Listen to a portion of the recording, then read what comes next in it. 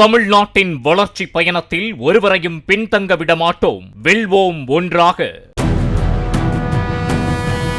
சென்னை சைதாப்பேட்டையில் உடன் பணிபுரியும் நர்ஸை வீட்டிற்கு வரவழைத்து காளான் சூப்பில் தூக்க மாத்திரை கலந்து கொடுத்து அவர் அணிந்திருந்த 6 சவரன் தங்க நகையை திருடியதாக எழும்பூர் அரசு குழந்தைகள் நல மருத்துவமனை செவிலியர் நான்சி நிஷா கைது செய்யப்பட்டார். திருடிய நகையை உருக்கி கட்டியாக மாற்றி அடகு வைத்திருந்த நிலையில் அதனை போலீசார் மீட்டனர். நான்சி நிஷா ஏற்கனவே இதே முறையில் மற்றொரு நர்ஸிடம் 4.25 சவரன் நகையை திருடியதாக போலீசார் தெரிவித்தனர்.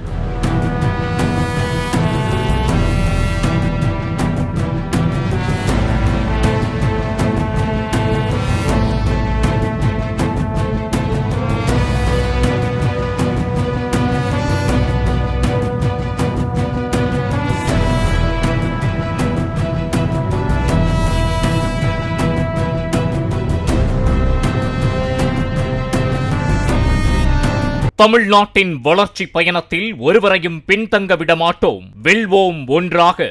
பிளே ஸ்டோர் மற்றும் ஆப் ஸ்டோரில் இருந்து பாலிமர் செயலியை QR கோடு மூலம் பதிவிறக்கம் செய்யுங்கள்.